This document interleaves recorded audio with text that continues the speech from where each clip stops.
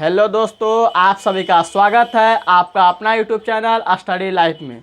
दोस्तों, type number 4 में पहला पॉइंट क्लियर करवा दिया गया था। पहला टाइप 4 था आय व्यय एवं बचत पर आधारित पर, जिसमें पहला पॉइंट बनता था, इसमें पहला क्वेश्चन तरीका बनता था कि जब शेष ना दिया होगा। दूसरा पॉइंट इसमें बनता था जब शेष दिया हो। तो आज हम इसी पर चर्चा करेंगे कि जब शेष दिया हुआ रहेगा तो एग्जाम में क्वेश्चन किस लेवल का पूछेगा। इसके मेथड को भी समझेंगे कि इसको कितना तरीका से बना सकते हैं। तो चलिए दोस्तों, वीडियो को ज़्यादा लंबा ना करते हुए अब क्वेश्चन पर डायरेक्ट आते हैं।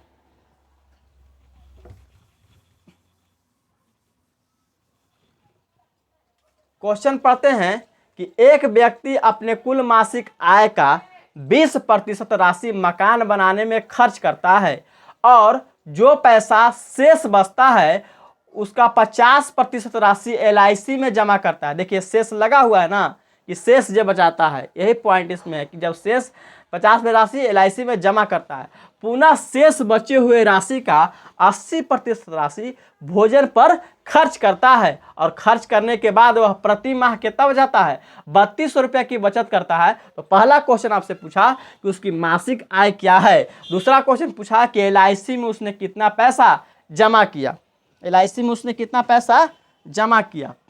तो दोस्तों, इसका पहला मेथड को हम बता रहे हैं, आप ध्यान से देखिएगा और समझिएगा। तो चलिए बनाना स्टार्ट करते हैं। कह रहा है, तो हम बोले थे स्टार्टिंग वीडियो से ये बार बार कह रहे हैं कि परसेंटेज में कोई चीज़ कितना परसेंट होता है, तो 100% होता है। तो चलिए मान लेते हैं कि उसका मासिक आय कितना था, 100%। आय कितना मानते हैं, तो आय जो था वो कितना था, 100% था। ठीक है, तो कहा कि वो एक व्यक्ति अपने कुल मासिक आय का 20% राशि मकान बनाने में खर्च करता है। यानी कि जो उसके पास 100 रुपया था उसका 20% निकालते हैं। तो 100 का जब आप 20% निकालिएगा तो कितना आएगा, तो कहिएगा 100 का 20% यानी कि 20, यानी कि 20 रुपया वो क्या कर दिया, मकान पर खर्च कर दिया, मकान पर खर्च कर दिया। तो 100 रुपया उसके पास आया था, 20 रुपया मकान पर खर्च कर दिया बनाने में। तो अब उसके पास बचा कितना, तो बचा उसके पास 80 रुपया। 100 रुपया था उसके पास, 20 रुपया खर्चा कर दिया मकान बनाने में, तो उसके पास बचा कितना, तो 80 रुपया बचा। तो वही कहा कि और बचे पैसे, जो पैसा शेष बचा उसका 50% राशि LIC में जमा कर दिया। यानी कि 80 का हम क्या करेंगे, तो 50% निकालेंगे। जो कहाँ जमा किया है, तो LIC में जमा किया है, LIC में जमा किया है।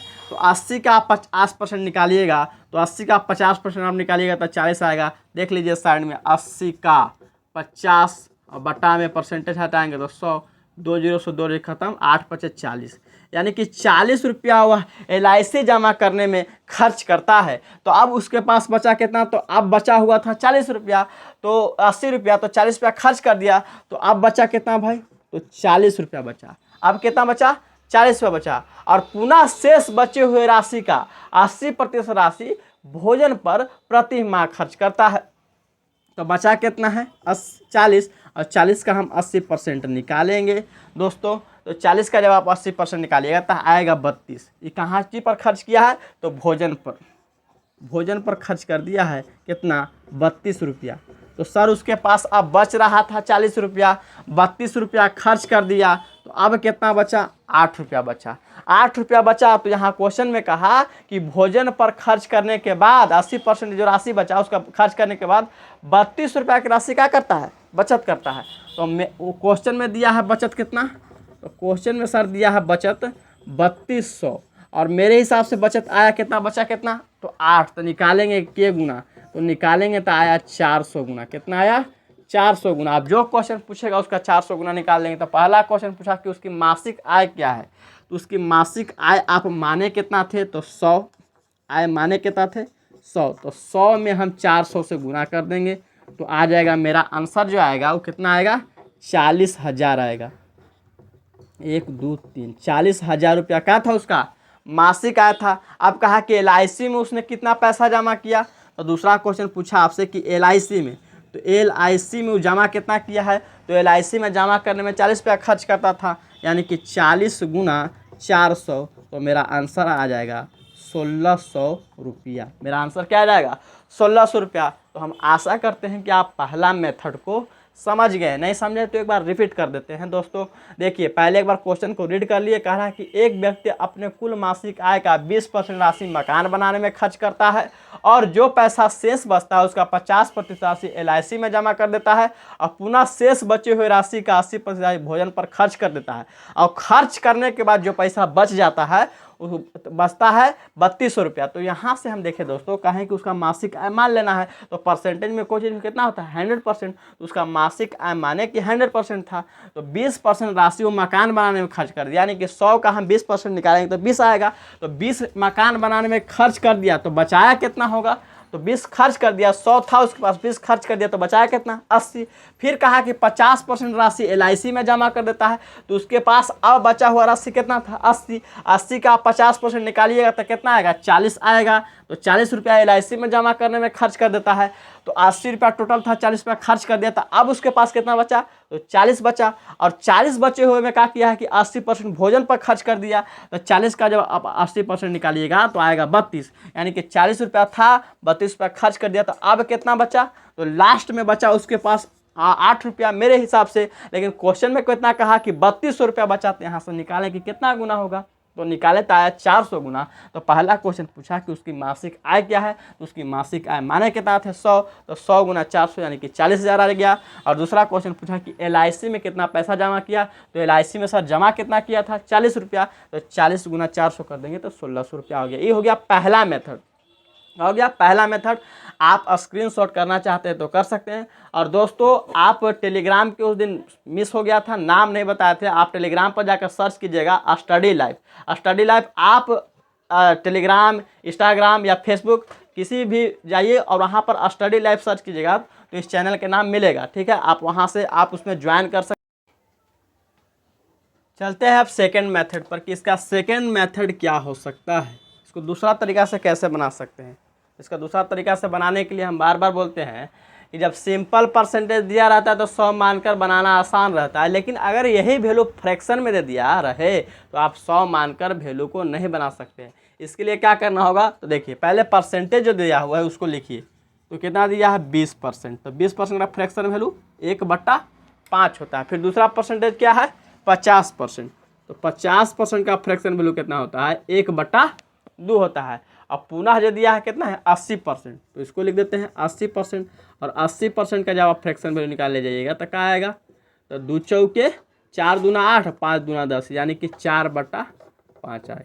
यानी कि टोटल परसेंटेज जो दिया रहे उसको पहले लिख लीजिए कि उसका फ्रैक्शन वैल्यू क्या होता है। तो आप फ्रैक्शन वैल्यू लिख लिए, ठीक है। और फ्रैक्शन वैल्यू लिखने के बाद आपको करना क्या है कि जो इसके हर में है उसको क्या कर लीजिए, गुना कर लीजिए। तो 5 दूना 10 और 10 पचे कितना हो जाएगा 50 हो जाएगा। क्या हो जाएगा 50। तो 5 दूना 10 और 10 पचे 50, तो आप 50 लिख लीजिए, ठीक है। 50 लिखिए, ठीक है। और इस 50 को क्या मान लेना है आपको, आय मान लेना है। क्या मान लेना है, आय मान लेना है। आप नहीं समझे। और जो हर में दिया हुआ है उसको आप क्या कीजिए, गुना कर दीजिए। जो हर में दिया हुआ है वो क्या कर लीजिए, गुना कर लीजिए। तो 5 दूना 10 और 10 पचे क्या हो जाएगा 50, और गुना करने के बाद जो आएगा उसी को आप आय मान लीजिए। क्या मान लीजिए, आय मान लीजिए। तो सर आय उसका कितना हो गया 50 हो गया। तो कहा कि उस मकान बनाने में कितना खर्च किया, 20% खर्च किया। मकान बनाने में कितना किया, तो 20% खर्च किया दोस्तों। तो मकान बनाने में 20% खर्च किया, यानी कि परसेंटेज में 20% खर्च किया, लेकिन फ्रैक्शन में कितना किया, तो फ्रैक्शन में किया 1/5 किया। यानी कि 50 का जब 1/5 आप निकालिएगा तो कितना आएगा दोस्तों, तो कहिएगा कि मकान पर 50 का आप 1/5 निकालिएगा तो 10 आएगा। तो यानी कि मकान पर 10 रुपया वो खर्च कर दिया। तो अब बचा कितना भाई, तो अब बचा उसके पास 40 रुपया।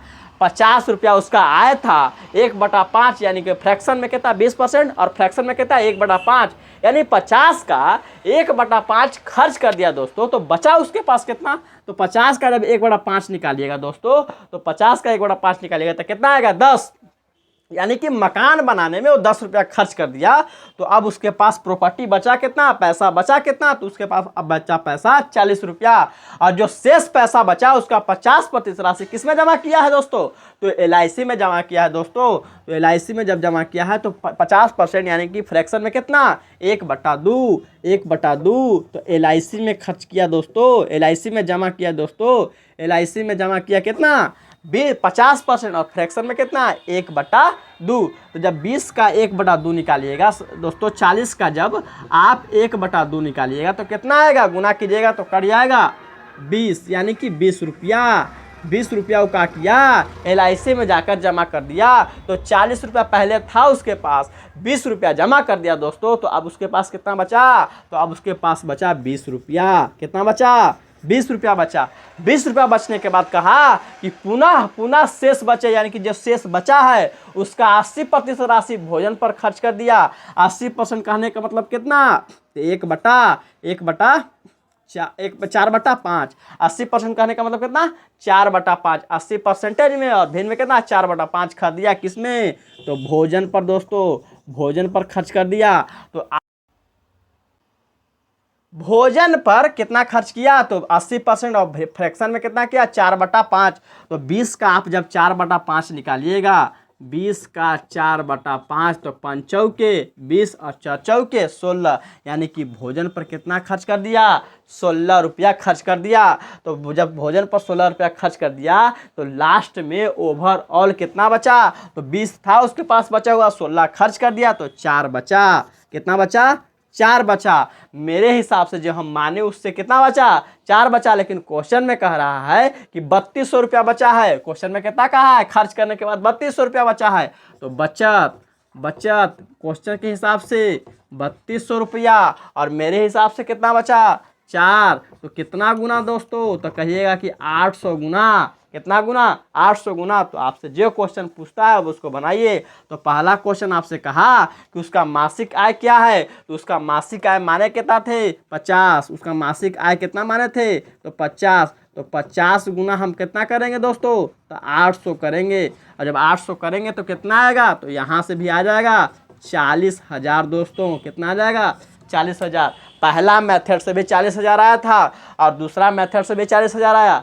तो यानी कि दोनों मेथड से आप बनाइएगा, आंसर सेम आएगा। बशर्ते ध्यान इतना रखना है कि सिंपल परसेंटेज दे दोस्तों, तो आप पहला मेथड को अप्लाई कर सकते हैं। लेकिन अगर फ्रैक्शन में दे दिया वैल्यू, तो आप पहला मेथड से बनाने में आपको बहुत ज़्यादा टाइम टेकन होगा, तो आप दूसरा मेथड पर आइएगा। सारे रास्ते चलने के तरीका को बताया जा रहा है, आपको जिस रास्ता से जाना आसान लगेगा उस रास्ता पर आपको चल देना है।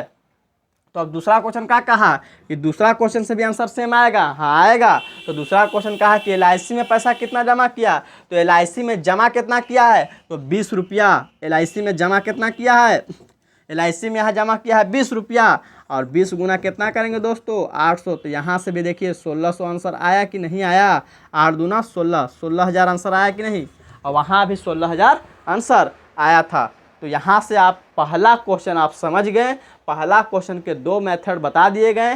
दोनों मेथड से आपको जिस मेथड में आपको लगेगा कि इस मेथड से बनेगा आसान तरीका से, तो आप दोनों में से कोई एक चूज कर बना सकते हैं। तो चलते हैं अब सेकंड क्वेश्चन पर। जो भी बचा हुआ कुछ डाउट होगा आपका, उस सेकंड क्वेश्चन में आपको डाउट क्लियर हो जाएगा। तो आप इस वीडियो इसका स्क्रीनशॉट लेना चाहते हैं तो आप ले सकते हैं दोस्तों। तो अब सेकंड क्वेश्चन को एक बार देख लेते हैं, और जो बचा हुआ डाउट है इसमें क्लियर हो जाएगा आपका। कह रहा है कि श्रीमान कपूर अपने कुल आय का 20% मकान के किराए के रूप में खर्च करते हैं और शेष 70% घरेलू चीज़ों में खर्च करते हैं। तो तदनुसार यदि उसकी मासिक बचत इतना है, उनकी बचत 1800 रुपये की है, तो उसकी कुल आय कितनी होगी, तो उसकी कुल आय कितनी होगी। तो चलते हैं, पहला मेथड पहले बनाते हैं, उसके बाद फिर सेकंड मेथड पर आएंगे, या आप सेकंड मेथड खुद से ही बना सकते हैं। तो चलिए मानते हैं कि उसका आय कितना था, 100 था। इसलिए दोस्तों पहला मेथड से बनाना आसान है, क्या कि यहाँ जो परसेंटेज दिया हुआ है सिंपल है।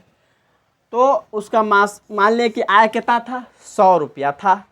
तो 100 रुपया आया था, 20% मकान के किराए में खर्च कर दिया। तो 20% जो है वो मकान के किराए के रूप में खर्च कर दिया। तो मकान के किराए के रूप में खर्च कर दिया, यानी कि 100 का 20% कितना होगा, 20 होगा। तो 20 रुपया क्या कर दिया, मकान के किराए के रूप में खर्च कर दिया। तो 100 रुपया पहले उसके आया था, 20 रुपया अब उसके हाथ से निकल गया, यानी कि खर्च हो गया दोस्तों। तो अब उसके पास बचा कितना, तो उसके पास अब बचा 80 रुपया। 80 रुपया बचने के बाद वो कहा कि शेष जो बचा है पैसा उसका 70% घरेलू चीज़ों में खर्च कर दिया। तो उसके पास अब बचा कितना है, 80। तो 80 का आप 70% अब निकाल लीजिए दोस्तों। तो क्या कर दिया है, घरेलू सामान में उपयोग कर दिया है, घरेलू में उपयोग कर दिया है। तो आप 80 का जब 70% निकालिएगा तो 8 से 56 यानी कि 56 रुपया आएगा। तो 56 रुपया दोस्तों वो क्या कर दिया, घरेलू सामान खरीदने में खर्च कर दिया। तो अब उसके पास कितना बचा, यहाँ से घटा लीजिए। तो 80 में से 56 गया दोस्तों, तो 4 और बचा 7 यानी कि 24 रुपया बचा। कितना बचा उसके पास, अब 24 रुपया बचा। कितना बचा, 24 रुपया बचा। और क्वेश्चन में कह रहा है कि कितना बचा, 1800 रुपया। बचत कितना हुआ है, तो बचत हुआ है दोस्तों 1800 रुपया। और इस यहाँ मेरे हिसाब से बचा है कितना, 2400। तो जब इसको काटिएगा तो 75 बार में क्या हो जाएगा, कट जाएगा। तो पहला इसमें एक ही क्वेश्चन पूछा है कि उसकी कुल आय कितनी है। तो आय माने थे कितना दोस्तों, तो आय माने थे 100। तो 100 गुना 75 करेंगे तो कितना आ जाएगा, 7500। यानी कि ऑप्शन नंबर मेरा बी क्या हो जाएगा, राइट हो जाएगा। ऑप्शन नंबर बी मेरा क्या हो जाएगा, राइट हो जाएगा। तो आप क्वेश्चन समझ गए होंगे। आप सेकंड मेथड खुद से भी बना सकते हैं। चलिए तो अब वीडियो को यहाँ पर स्टॉप करते हैं और मिलते हैं नेक्स्ट वीडियो में। तब तक के लिए जय हिंद,